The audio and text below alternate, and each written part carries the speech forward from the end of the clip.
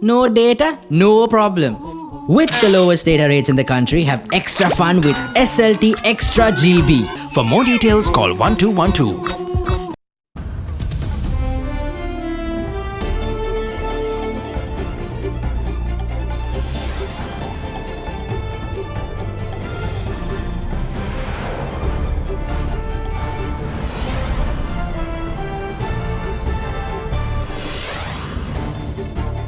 Tonight, walls close in.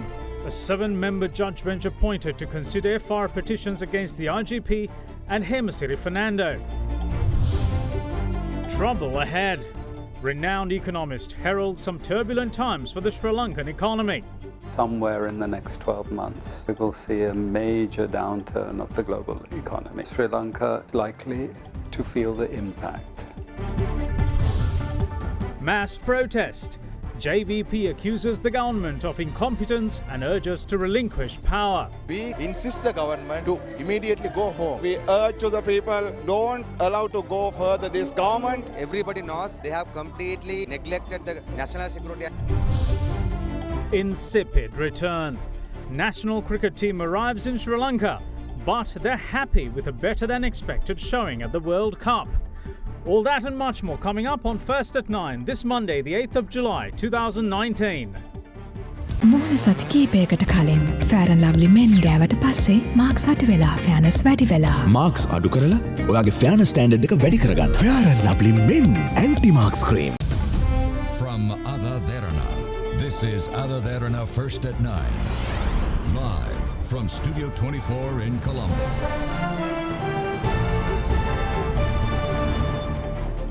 As questions continue to be raised as to who should be blamed for the horrific Easter Sunday attacks and the negligence on information, we begin with a story related to Easter Sunday.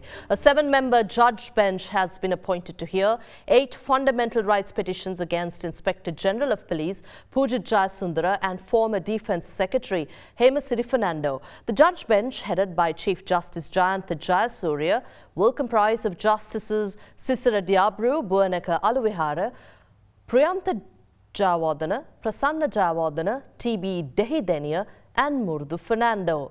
The petitions are filed seeking a court order directing the Attorney General to take legal action against IGP Pujit Jayasundara and former Defence Secretary Hemasiri Fernando under the Penal Code over the failure to prevent the Easter Sunday attacks.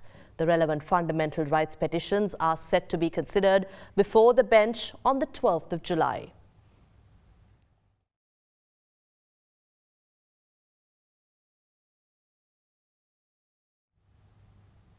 Former Corporal Lalit Rajapaksa was arrested last evening pertaining to an attack on former editor of Rivera newspaper Upalit Tennakon in January of 2009.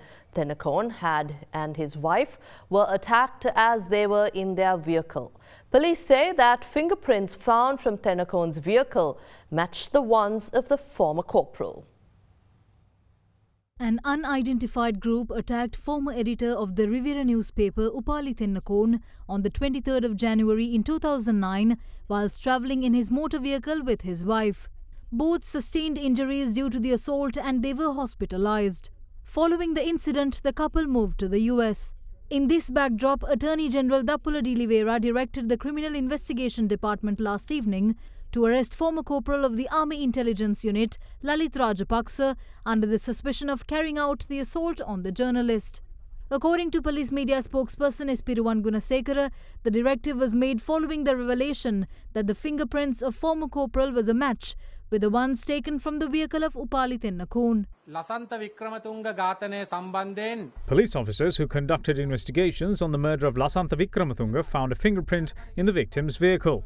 CID obtained fingerprints of 285 officials of the intelligence unit of the army when they were probing the incident. However, none of those fingerprints matched the one found from Lasantha's vehicle. Meanwhile, one fingerprint was found from the vehicle of Upali Tennakon, who was assaulted in 2009. Investigations related to the attack on Upali Tennakon was later handed over to the CID, following which it was revealed that the fingerprint found from Tennakon's vehicle matched to that of former Corporal Lalit Rajapaksa. Accordingly, former Corporal Lalit Rajapaksa was arrested last evening at his home in Hangwella by the CID and he was produced before the Gampaha Magistrates Court today, following which he was ordered to be remanded until the 21st of this month. Sri Lanka Podujana Peramuna alleges that the Sri Lanka Freedom Party is attempting to seek the assistance of the Supreme Court in a bid to do away with the 19th Amendment to the Constitution. Speaking at a media briefing held in Colombo, SLPP's chairman, Professor G.L. Pires, however, conceded that if the move comes to fruition, there will be nothing holding opposition leader Mahinda Rajapaksa from contesting another term in the president's office. First, the president tried to extend his tenure within the boundaries of the 19th Amendment, but it was completely unsuccessful. Now they try to completely abolish the 19th Amendment and to seek advice of courts, saying the 19th Amendment is illegal and it should be abolished. When the Speaker signs the document which says the 19th Amendment is abolished, the Supreme Court has no mandate to take any decision against it. The General Secretary of the Sri Lanka Freedom Party said that they will seek advice from the Supreme Court to extend the President's tenure. But he also said that they will go to the Supreme Court only after a new Chief Justice is appointed and not under the incumbent one. What will be the position of the Supreme Court if everyone starts behaving like this? No one has been in contempt of court as much as this.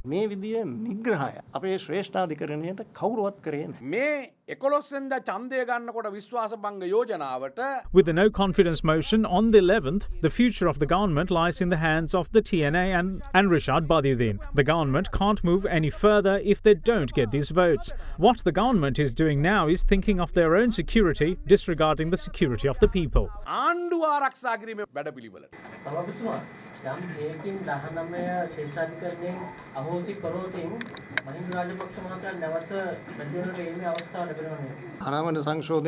If the 19th Amendment is completely abolished, why can't Mahinda Rajapaksa contest again? A cap on tenures came with the 19th Amendment and it did not exist before. The Ceylon Electricity Board says that several areas in the country may experience power cuts of around 1 hour as the Ceylon Petroleum Corporation has suspended fuel supply to thermal power plants. Speaking to First at 9, media spokesperson of the Ministry of Power and Renewable Energy, Sulakshana Jayawardena, said that some areas in the country are already experiencing power outages. He added that this situation is a result of the delay of a daily payment amounting to 80 billion rupees from the Ceylon Electricity Board to Sipetco, which led to them exceeding their debt limit. He went on to say that discussions between officials of the CEB and Sipetco are underway with a solution expected.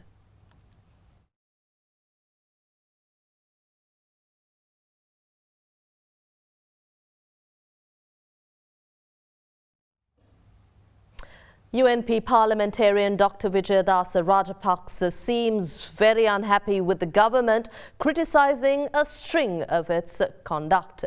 Addressing an event held in Colombo yesterday, Dr. Rajapaksa held the government responsible for the Easter Sunday attacks, claiming that these attacks took place owing to the government handing over the Hambantota port to China. He also criticised government's decision to move forward with the proposed State Lands Special Provisions Bill. The State Land Special Provisions Bill was included in the parliamentary agenda last week. The Prime Minister brought this paper to the Cabinet 4 times and I didn't let it be approved when I was in the Cabinet. But it has now been approved by the Cabinet and they did so by managing to scare Minister Gayantha Karunatilaka. I demanded the Prime Minister to hold an election. You won't be able to save yourself even if you use a bulletproof vehicle. Try using a vehicle that is lightning-proof instead. Everyone is scared to talk about how Easter Sunday attacks took place because Hambantota port was given to China. India warned that Sri Lanka would face a perilous fate if Hambantota port was to be given to China. The United States, the European Union and even Japanese Foreign Affairs Minister asked Sri Lanka not to give away the port. That was because Hambantota port is one of the most important political and geographical centers in the world. Now, because the Chinese have a hand in this, the Americans, the Indians and even the Europeans Europeans want to be a part of it. That is why they have come up with the sofa. 2 Americans went to take a look at land in Jaffna recently. It was the US ambassador who had instructed government officials there to allow these diplomats to take a look at the land.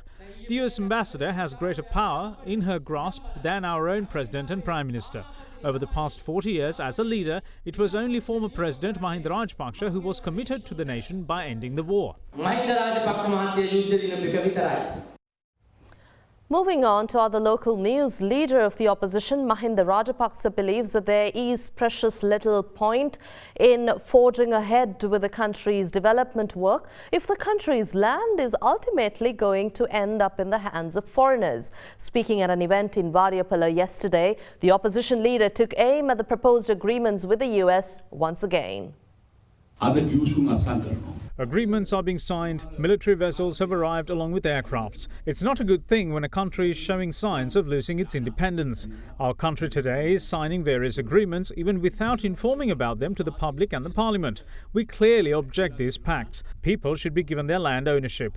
Your land should be owned by you and your children. The ownership shouldn't and cannot be given to a foreigner.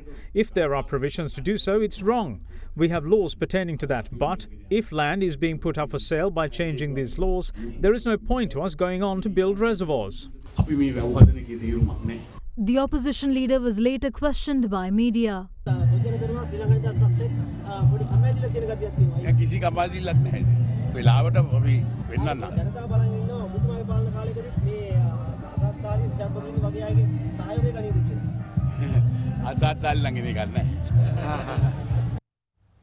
There was more assurance from the government today, with Minister Akila Viraj Karewasam being the latest offender of accusations of the government's readiness to ink the status of forces agreement with the United States. Speaking to media today after appearing before the Presidential Commission of Inquiry, probing acts of corruption and fraud committed in state institutions, the minister dismissed the notion offhand. Minister of Education Akila Viraj Karewasam gave a statement for a second day today before the Presidential Commission of Inquiry probing acts of corruption and fraud that were committed in state institutions during the period from the 15th of January 2015 to the 31st of December 2018. The minister was summoned before the commission after UNP parliamentarian Dr. Vijaydas Rajapaksa lodged a complaint pertaining to the inclusion of Minister Karyewasam's photograph in school textbooks. As the minister made his way out, he was quizzed by the status of forces agreement by the media.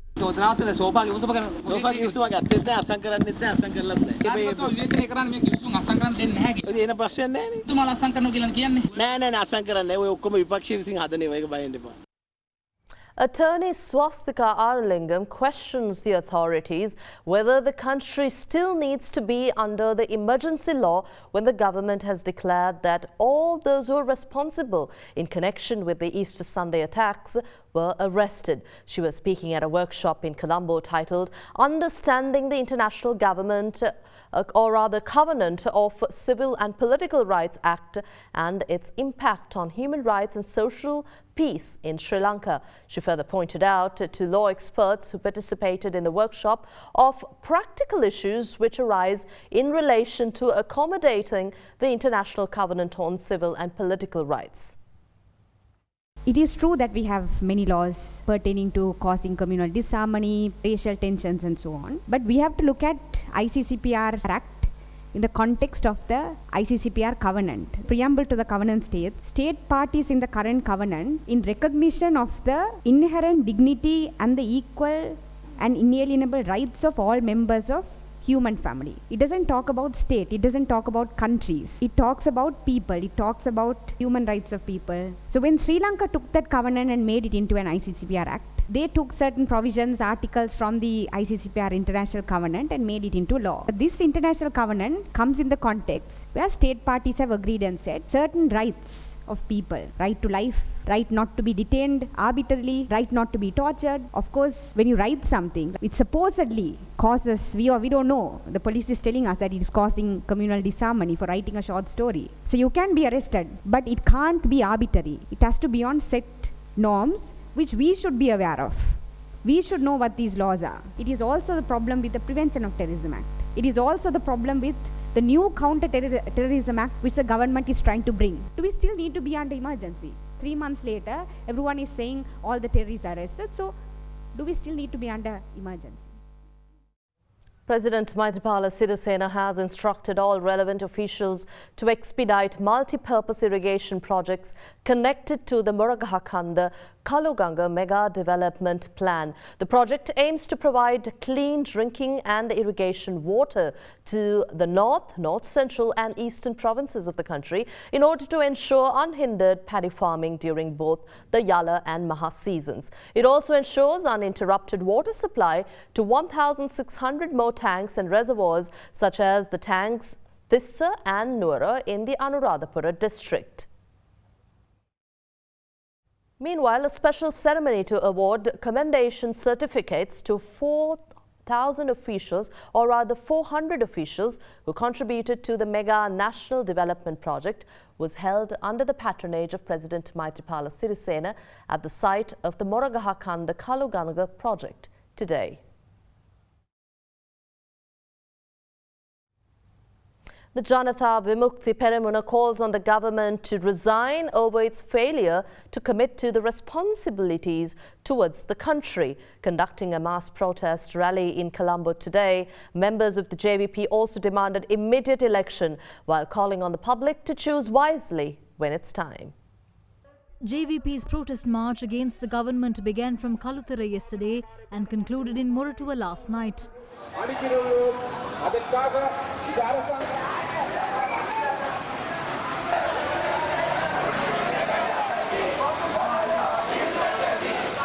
The protest rally began from the main bus stop in Moratuwa today and marched towards Nugegoda.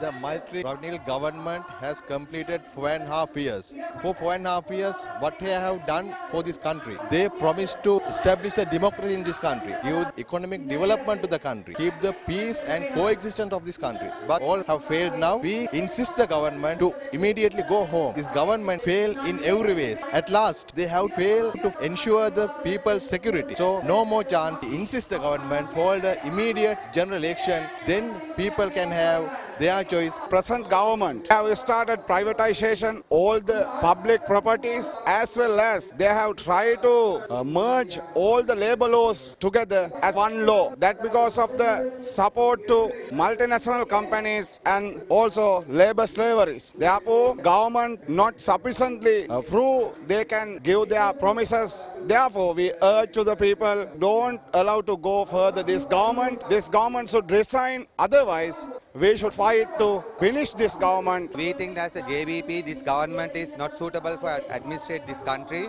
Everybody knows they have completely neglected the national security, especially that in this East attacks. After 4 years and 6 months period of ruling, Maithripala Sirisena's and Ranil Wickremesinghe's government has been proving utter failure in the administration and economic management. We organize this People's March as a awakening program. So we think that people will choose to defeat the present rulers, as well as they will not choose again the rulers who were defeated in 2015.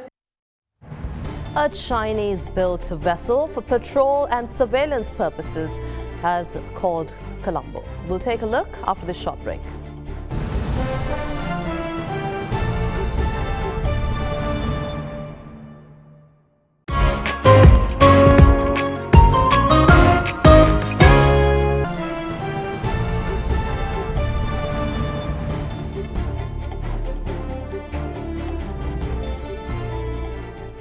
Following recent complaints made by Venerable Madagoda Abethessathera that over 20 individuals have been allegedly killed under the Sharia law, the Criminal Investigations Department is now set to launch its investigations into the matter.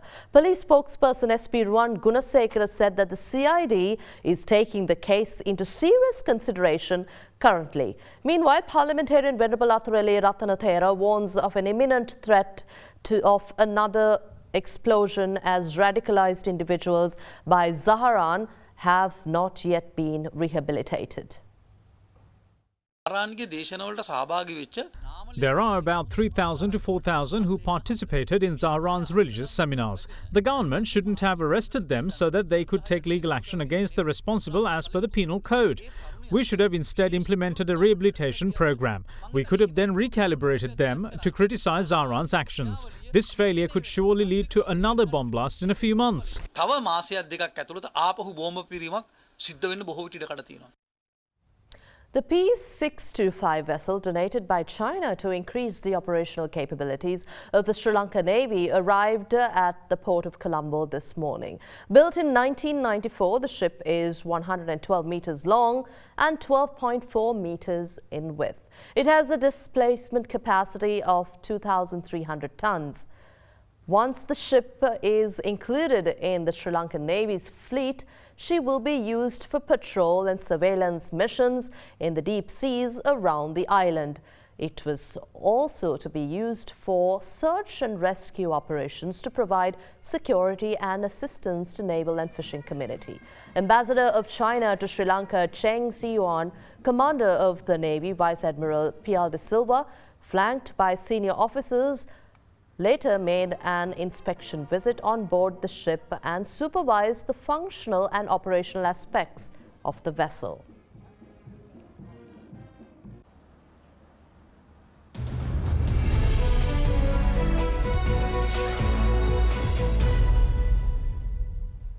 Renowned international economist Dr. Howard Nicholas warns of two fundamental challenges Sri Lanka is set to face in the next few years, owing to the major downturn in the global economy, which experts claim to be unavoidable. Dr. Nicholas calls on policymakers to take into account successful models that will help Sri Lanka navigate through this crisis.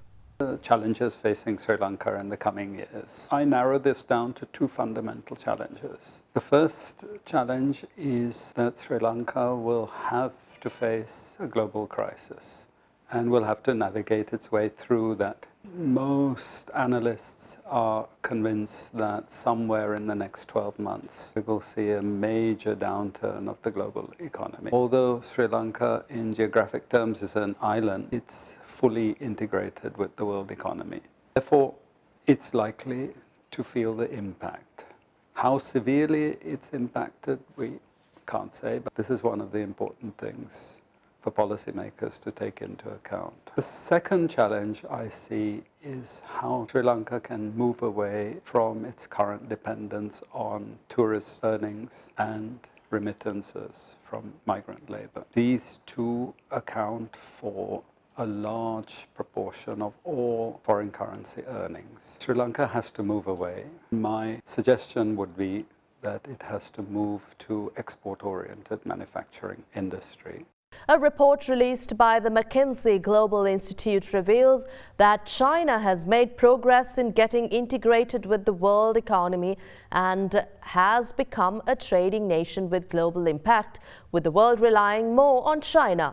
From 20,000, or rather from 2000 to 2017, the years 2000 to 2017, the world's exposure to China has risen from 0.4 to 1.2%, and the Asian nation accounts for 35% of global manufacturing output. According to the World Bank data, China was the source of 31% of global household consumption growth from 2010 to 2017, and is the largest market in the world in categories of automobile, alcohol and mobile phones, accounting for some 30% of global consumption. Many forecasts pointed out that growth in Chinese consumption up to 2030 is expected to hit the $6 trillion mark, equivalent to that of the United States and Western Europe combined. The report said continued innovation is the core engine for China's economic development.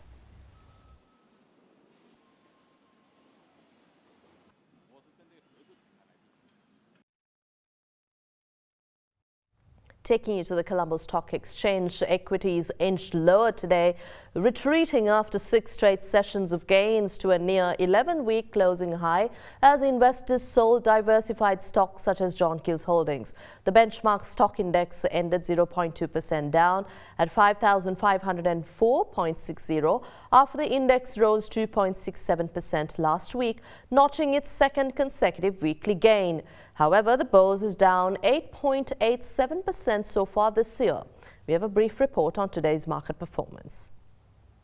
In the secondary market, yield curve shifted slightly downwards with overall market seeing moderate volumes. Contrary to continued buying interest centered on selected short-term maturities, selling interest was witnessed on 5-year bond. In the equity market, index ended in red, reversing the positive sentiment witnessed for the last 6 trading sessions, dragged down by John Keys and commercial bank voting, with foreigners continuing to be net buyers for the second consecutive day.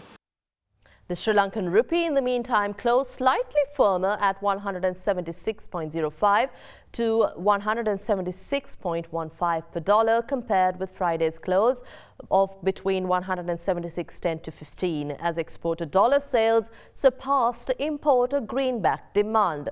Now, the currency has risen 0.17% last week and is up 3.72% so far this year. Here's a look at how the Sri Lankan rupee traded against other major currencies during the day today.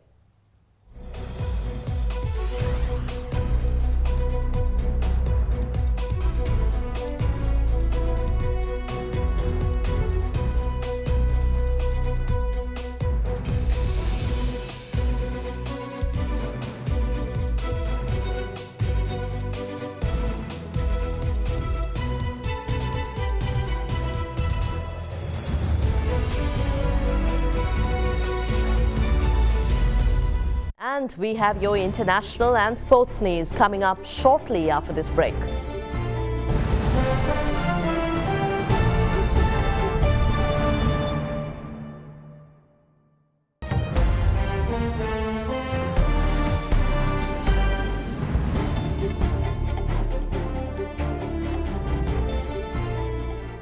Welcome back. Greek Conservative Party leader Kyriakos Mitsotakis swept into power in a landslide victory amidst a climate of austerity, reform fatigue and bitterness towards the unkept political promises of the previous government.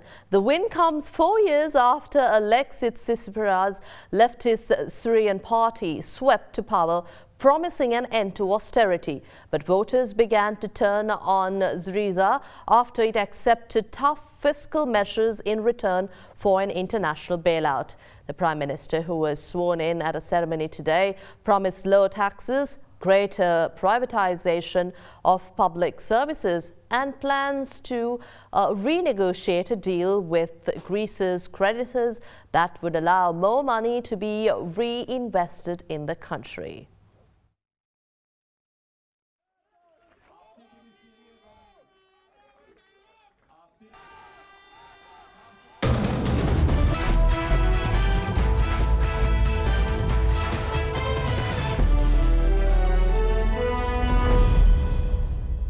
Taking you to sports, Sri Lanka's national cricket team arrived in the island today after a disappointing World Cup campaign in England. As the team made their way out of the Bandaranaike International Airport, Captain Dimuth Karunaratne was content with the side's showing, but was contradicted by veteran player Lasith Malinga. The national team arrived in Sri Lanka today after failing to qualify for the semi-finals of the World Cup. When quizzed on their performance in England, skipper Dimuth Karunaratne said that the team played better than expected, a view however contradicted by veteran pacer Lasith Malinga as an outright failure. A media briefing was later organised at Sri Lanka Cricket. Before the World Cup, there was pretty large, like almost a 50% turnover of the squad from the previous tour. What's the likelihood of most of those players making it to the Bangladesh tour? Are there going to be a lot more changes? I personally feel that the batting 1 to 6, now there is some stability. Maybe into the squad we might be able to get in one or person like Dikwella is in form, or person like now Shahan Jayasuriya is in the run. Body like that we might be able to bring in. But other than that, I think the 6 that we have now, there is some stability. So we want to build around that. Maybe we can add 1 or 2. Fast bowling side, also now there were injuries. Some of them are now recovering from injuries. Spinners also, we'll have to look and see now people like Sandakan and Kila Dhananjay, whether we can cop them in. Because we need wicket-taking bowlers. Without being able to take wickets, it's very difficult to contain a side. If you saw even the Indian match, if you don't take wickets at the top, it's very difficult. They bat you out of the match. On Dimuth's future as captain, is he going to be in the role permanently now? Yeah, I think he's done a tremendous job. I mean, both in the test and the one day. So and he's as far as I can see, is performing. He's leading from the front. What we have to develop is the area that what happened in the last, not only the World Cup, what we have been working on. We need to get a bowling attack that can take wickets, especially the middle overs. Malinga has given us a good start most of the matches. Unfortunately, Nuwan Pradeep got sick. The batting is settling down. They are getting used to their roles, so we continue to support and give them confidence.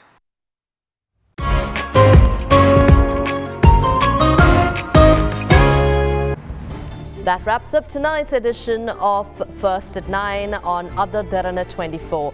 Log on to www.adaderana.lk for the very latest. Good night.